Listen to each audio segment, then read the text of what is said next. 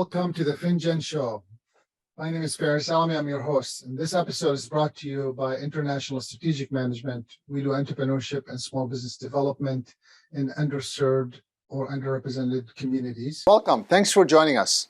Business process documents or documentation. In this section, I would like for you to think through what can you document from a process to allow you to grow your business or to sustain it. Most of the times, entrepreneurs start these businesses without really thinking about processes. Now, you probably have a process in your mind. It's just not articulated enough in a way that be useful for someone else to deploy it. I fall into that category all the time. I'm like, do this. And I'm like, what is this? Send this email. Send what email? To whom, right? In my mind, I'd be thinking about something specific, but my staff or my team might not be aware of it. So you want to think about what processes can you document so therefore you could make it a little easier for your team as you build them up to move forward, or for you to start handing off things as you grow your business. At one point, you have to let go of some of these activities that you're doing today. So let's take one simple process that you choose and walk you through how you could document it. With today's technology, I would encourage you to re-examine how would you document it. In the past, I would have told you to grab a pen and a paper and write it down. And maybe you should, for those who are comfortable with that. But if you're not, then that's okay if you want to use a computer, if you want to use a mindset software, or you want to use anything else you want to do, that's all up to you. But I do want you to think about the process and how you document it. Now, with today's technology, you could also record it through a whole action, through a Zoom recording, or through just a video recording, or through a phone recording, and now you could show it to someone else.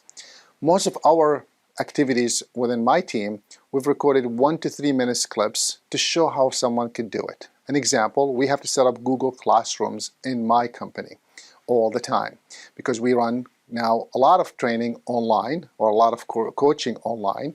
So we have to set up these classes.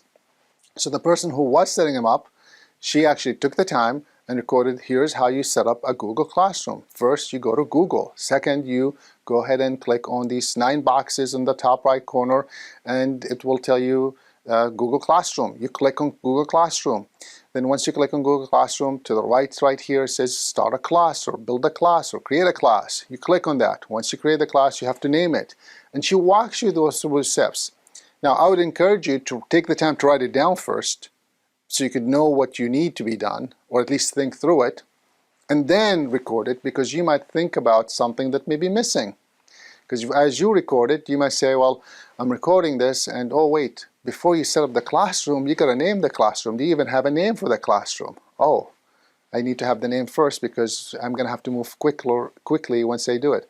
Second, an example of that would be, do you even have the people who you're gonna invite for this class? You might say, I don't know who I'm gonna invite yet. All right. That's fine. Go ahead and create the classroom, and then you can say, now you need to go find the list so you can invite them. Or you could email them this code that they could join via this code by entering this code to Classroom's rooms. So there are all kinds of things that you could do to help that process create. So let's backtrack and see how this would work. So the first thing you want to do is take the time to think through a process. Now don't think too hard, and think about simple processes first. Answering phones, calling a customer, replying to a customer, taking a sale in, fulfilling an order, dealing with a customer that's maybe happy or unhappy, doing something internally operational. I just mentioned to you our Google Classroom. In your case, could be stocking, or how to refill the products, or how to place an order with your suppliers, right? Any of these processes, think about it and take the time to document. Think about one process only, and then take the time to start unfolding this process. Another example I have used before is not only the Google Classrooms, but the Zoom. You want to set up a Zoom call, or Google Hangout, or whatever tool you want to use. It doesn't really matter, okay? The point is, you want to set it up. So what is needed? Well, first, you need to have access to that software. How do you go to it? What's the website? Do I have to have a login? All right, login information. So if you make the steps, right? First, go to this website. Second, login. Third, go to the meeting section. That's already a process. Let's take a break. We'll be right back.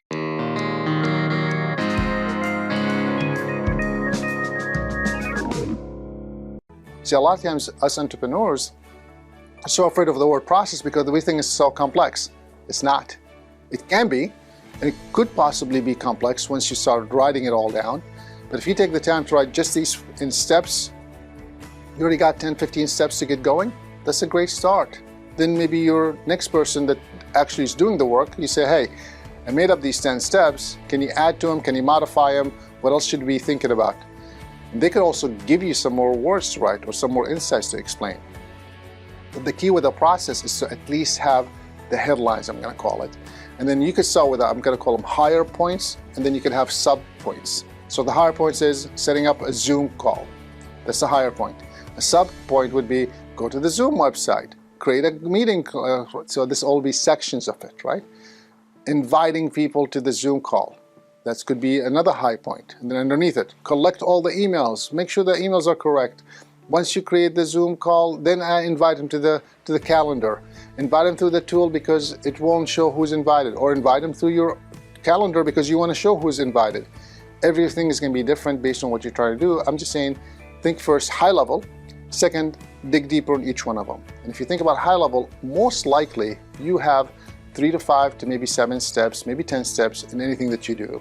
And then underneath each one of them, there's probably a lot more steps. And that's okay. If you start with a high level, then you could fill in the shorter levels or the smaller levels as you continue to build your processes. You might be thinking, first, who cares? Who's going to read this anyway?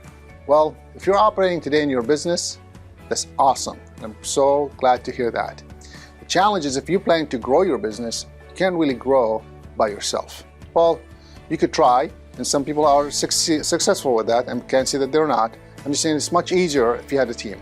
It's much easier if you could build around people who could do some of these things for you. So what I'd recommend is for you to think about these processes and creating simple processes that you could maybe start handing over. Another thing I have always mentioned to entrepreneurs before, in the beginning, it might be good for you to go through it and do it yourself. But at one point, you have to think about, what is this process or this action costing me? And there's a cost to it, right? There's a cost because someone else could be doing it, so there's a cost to pay them. But also there's a cost because if I'm doing this now, right now here, recording this as an example, I am not talking to the next potential customer. I am not taking the time to think about strategies for my business. I am not taking the time to think about what else can I be doing with my efforts or my resources or with my business. So there's a cost to that.